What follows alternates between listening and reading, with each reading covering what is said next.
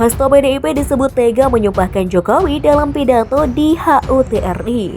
Hasto mengatakan perlunya semua pihak melihat seorang pemimpin yang berwatak jujur karena hal itu bisa menjadi dasar memajukan Indonesia.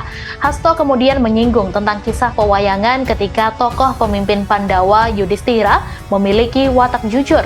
Hasto menuturkan seorang pemimpin tidak boleh berbohong dan memanipulasi angka-angka hanya untuk kepentingan elektabilitas. Oleh karena itu, kata Hasto, momen HUT ke-78 RI sebaiknya dipakai semua anak bangsa untuk bisa menghasilkan sosok pemimpin berwatak jujur. Menurut Hasto, seorang pemimpin akan ada karma politik bila tidak jujur terhadap masyarakat. Terkait dengan pernyataan Hasto Kristianto tentang pemimpin tidak jujur akan ada karma politik, ini nyindir siapa sebenarnya? Jelas sekali bahwa tampak nggak satu nggak dua ya yang disindir ya sudah barang tentu Jokowi. Apakah nanti ini dianggap sebagai maling kundang ya kayak dalam pengertian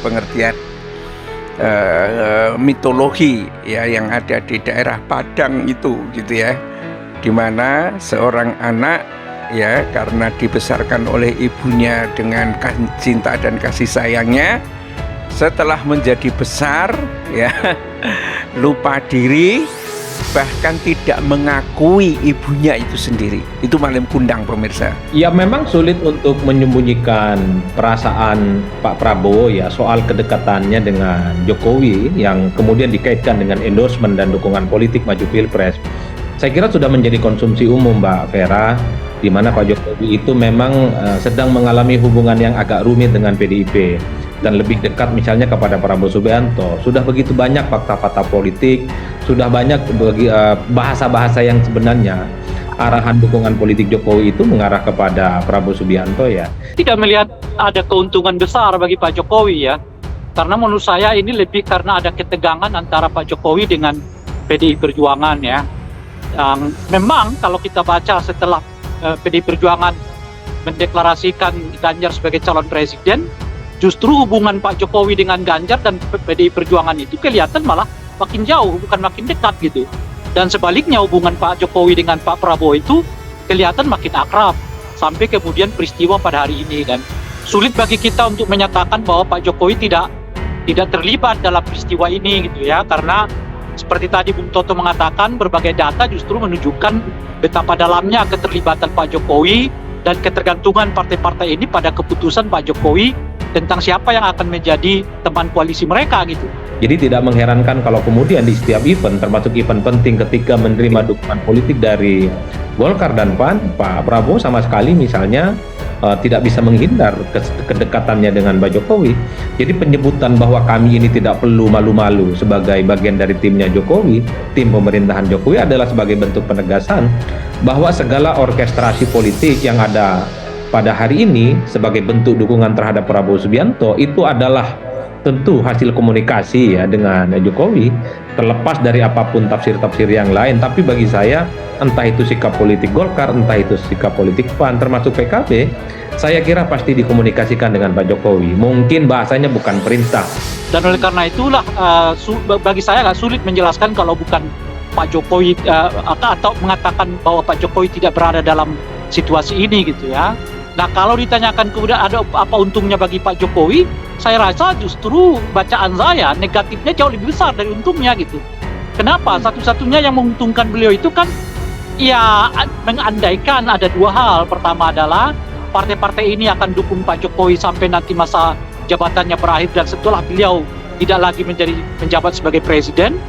Dan yang kedua, kemungkinan kalau Mahkamah Konstitusi memutuskan ya mengabulkan permohonan penurunan ya batas usia calon wakil presiden atau calon presiden dari 40 tahun menjadi 35 tahun gitu.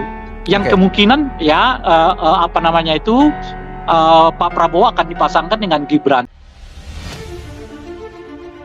Kader Partai Demokrat Eko Jones menyebut Sekretaris Jenderal PDIP Hasto Kristianto tega menyumpahkan Presiden Joko Widodo atau Jokowi dalam pidato HUT RI ke-78.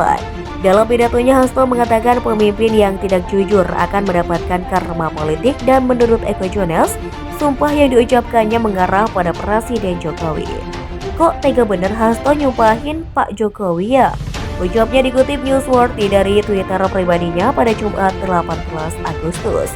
Sebelumnya, Sekretaris Jenderal PDI Perjuangan Hasto Kristianto berpesan agar para pemimpin di Indonesia mengutamakan sifat dan sikap jujur.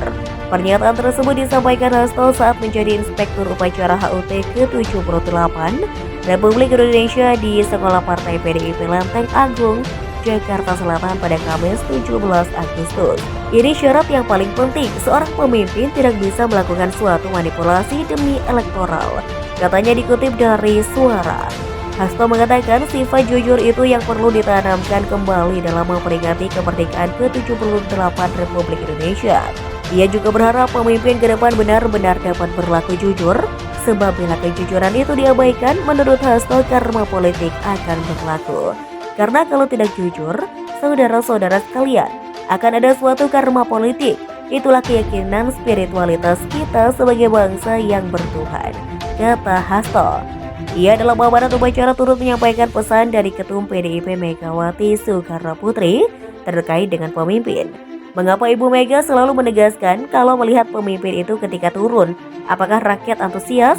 Apakah ada rakyat yang secara spontan memberikan dukungan dan kemudian ada suatu euforia melihat pemimpin itu dari bobot bibit bebet, ujar Hasto.